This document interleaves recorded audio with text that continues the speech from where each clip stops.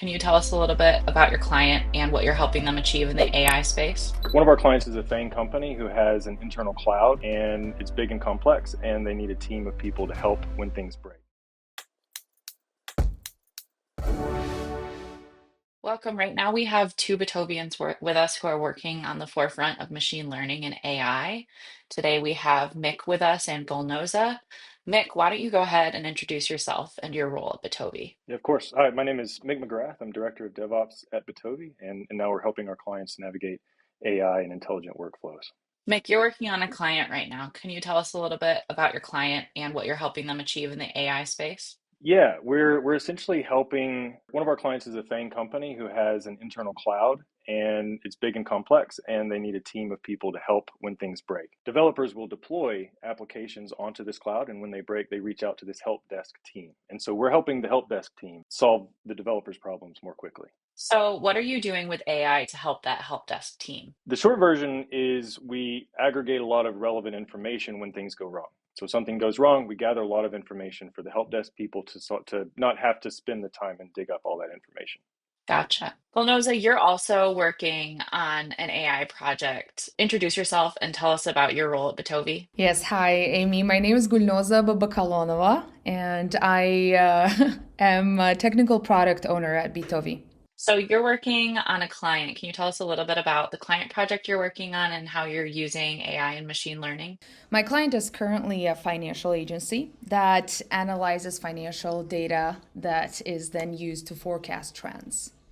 My role specifically with this client is closely working with business teams to translate requirements into actionable steps, and then working with data scientists, data engineers, DevOps, and front end teams to actually get those requirements or that model from the experimentational environment to production for the end users to use. Yeah. So, that production environment for end users, can you tell us what that's going to look like? As easy as a page, a user interface where we provide a graph that gives a comparison of how the historical data looked like in comparison to what the model has predicted for the future.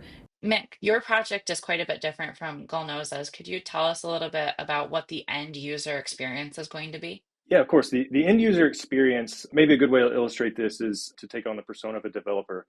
So imagine you're a developer and your deployed application breaks and you need to figure out what's wrong. So you gather all the information, take screenshots, capture logs, and you send that to a Slack channel. So we're surfacing the interaction with the support team through Slack, and developers provide all of their information through Slack, and then our intelligence layer can process all of that information to be able to look up in the internal system and try to diagnose the issue for them. So, according to VentureBeat, 87% of AI projects don't ever make it to production.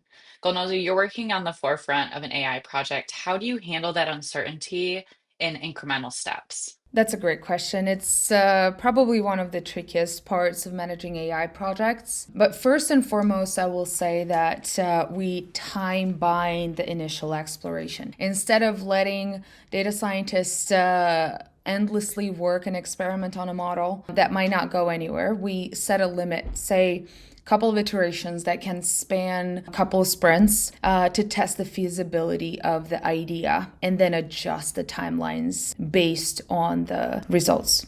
Mick, how are you handling uncertainty in your role? It seems like you're more focused on the end user. So, what are you doing in your client to handle this? Great question. First thing, like you said, we're focused on the end user, and so we identify metrics that matter to them. In this case, it's the how long it takes for their problem to be solved, right? That's the mean time to recovery. And then we use traditional project management approaches to sort of boil off the uncertainty as much as we can, and things that are like tasks and things that we need to do that have too high of uncertainty. We basically just we do some science.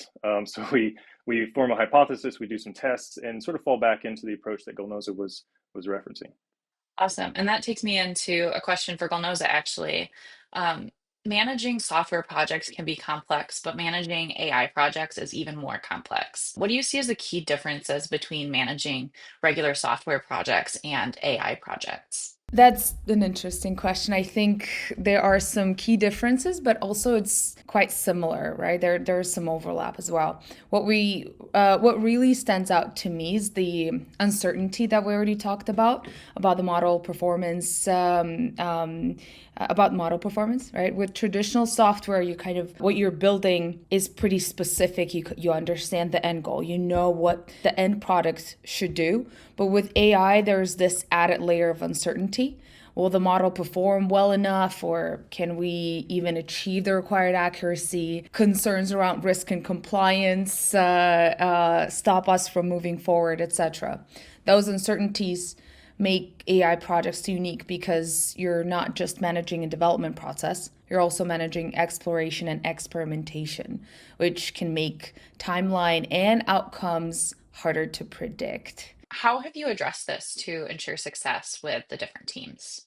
Yeah, so first of all, it's business team, right? Helping them to translate requirements into actionable steps. And then I work specifically with data scientists, data engineers, DevOps, and front end teams to get the model from the experimentational environment into production for the end users to be able to access.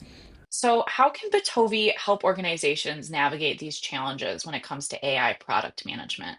Mick, I'm especially curious about your answer to this because of how much work you're doing in the space right now. Can you tell me about how Bitovi is helping our clients with this? Yeah, thanks for the question. I'm very excited about the answer. So the space is moving very fast. The AI space, there's new technology, new tools coming out many times per day by now, and it's difficult often for organizations to keep up. And so we made this the AI agents workshop, and in there it's a essentially a 2 hour workshop, and you'll learn about what agents are and get really key insight into how AI can provide value to your organization specifically. So we'll identify use cases for you and your team, and drive a plan forward for you guys to implement. Awesome. Well, thank you both so much for your time today and for sharing your experience in the AI space. If you are curious about how Bitovi can help your organization implement AI, check out our AI Agents workshop or reach out to us and talk about the specific needs of your product. Thanks for watching. If you're curious about how Bitovi can help supercharge your AI adoption, visit our website, bitovi.com/AI consulting. Happy innovating.